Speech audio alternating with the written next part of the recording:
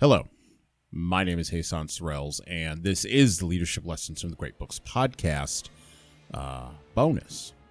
There's no book reading usually on bonus episodes. These are interviews, rants, ravings, insights, and other audio musings and conversations that I've documented about leadership, and about this podcast, and about the books we read, and about anything else that comes off the top of my head.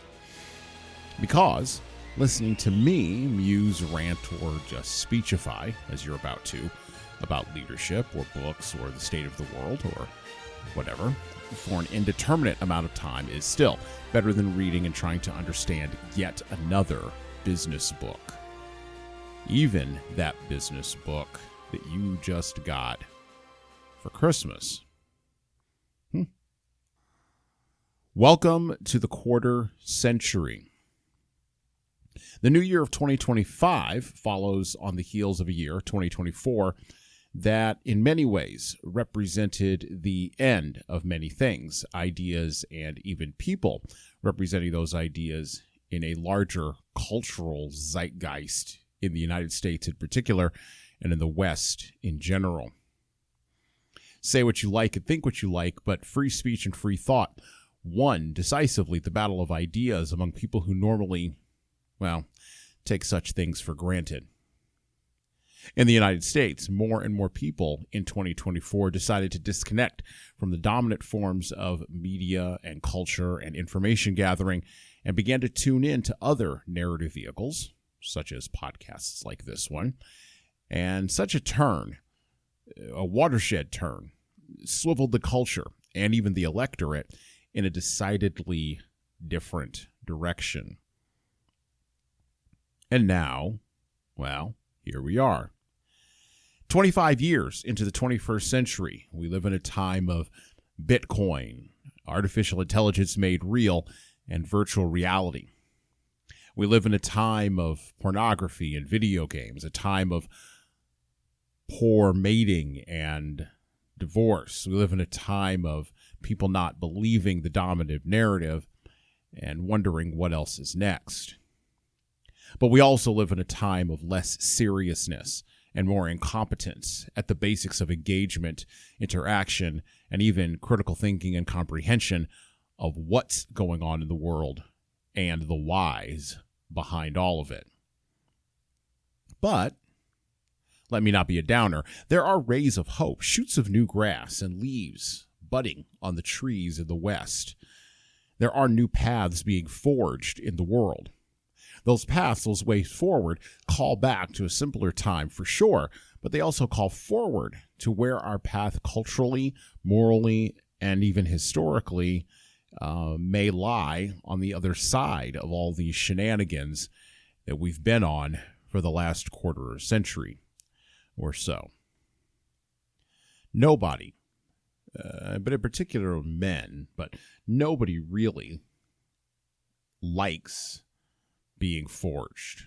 Nobody likes being shaped emotionally and psychologically by unrelenting heat and pressure. Materials don't even like being forged. But that is what changes things, heat and pressure. Heat and pressure can come about in two ways, either quickly and unrepentantly, or slowly and surely, building up inexorably over the course of time. Heat and pressure in the material world makes diamonds out of coal and renders ore into a more usable form called iron. Human beings need psychological pressure and emotional heat to perform, to grow, and even to break out of their comfortable ennui and wandering apathy and to begin to make something out of themselves. Not everyone is up for this kind of forging. Some people, many people, can't handle emotional and psychological pressure, and they either break or melt or descend into some weird combination of broken toys. Some people have an intuition for when pressure and heat are going to arrive during a particular time or under a particular set of circumstances or in a particular situation, and they somehow manage to retreat.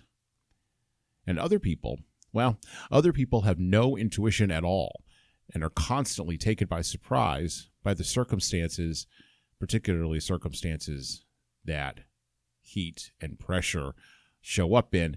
They're taken by surprise by those circumstances that they find themselves in. What does this all have to do with our podcast, though?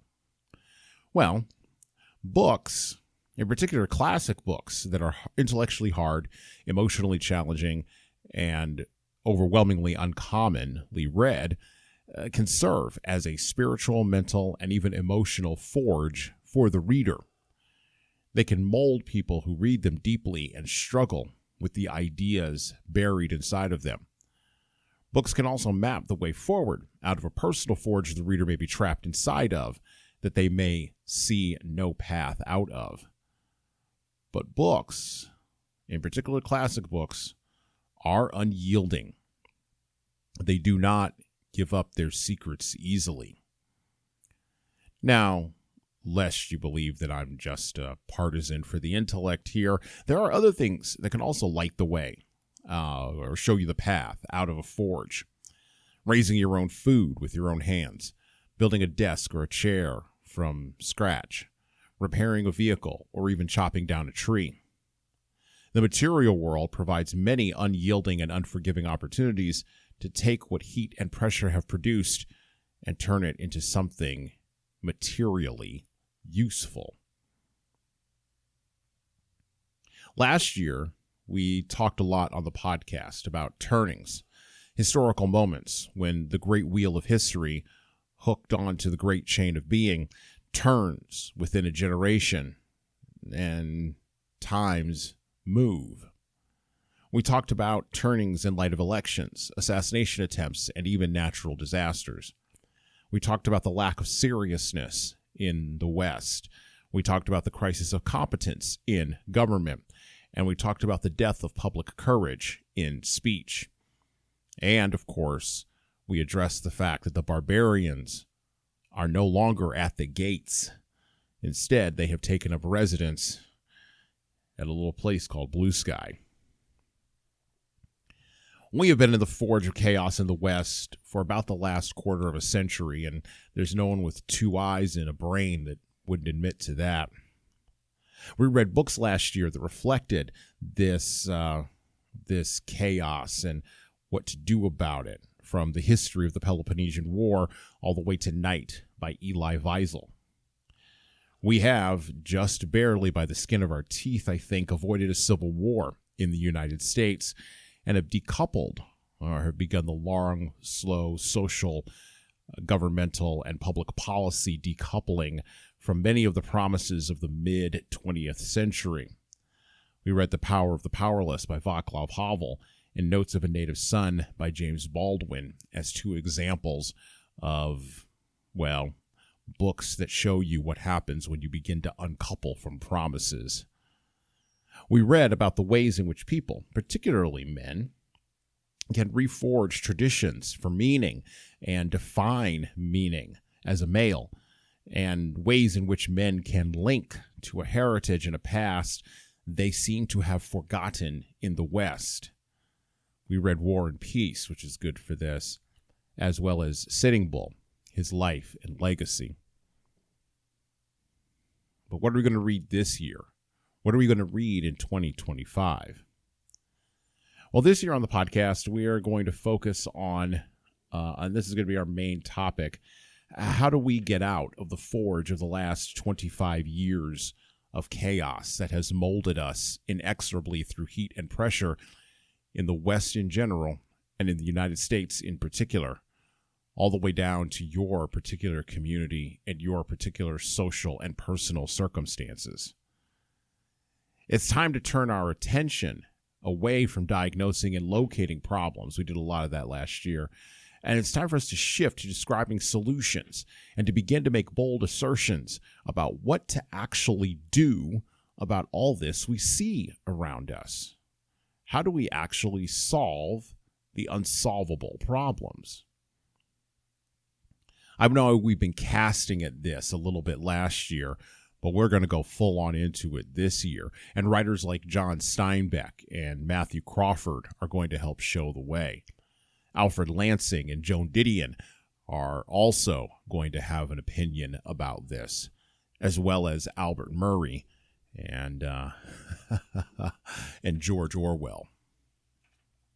We are going to be joined on the show this year in 2025 by old familiar guests who you know, like Tom Libby and Libby Younger and others, as well as new faces and new voices who you may not have heard before, who are going to bring us what I hope will be new insights and new ways out of the forge.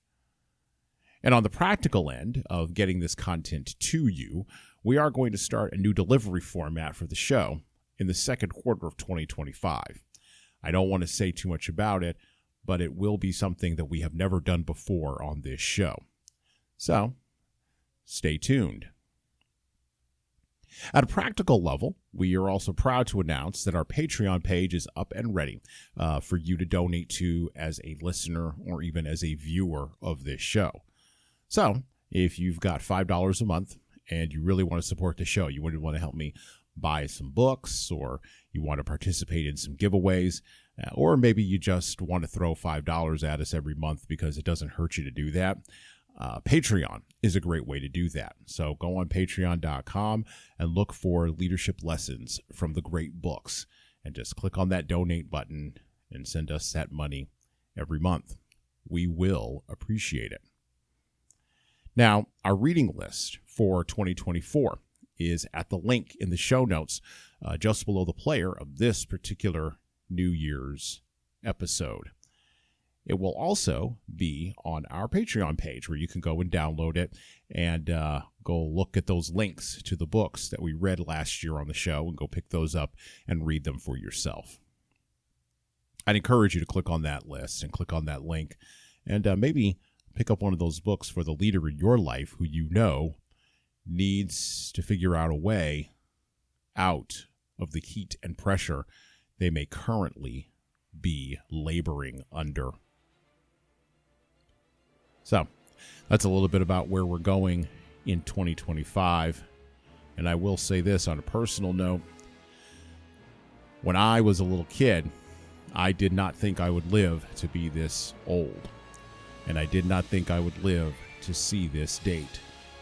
And if I did imagine it, I imagined it looking somewhat different, as I imagine we all did. But we're here, and it looks the way that it looks. And so welcome to the first quarter century, the end of the first quarter century of the 21st century. And well,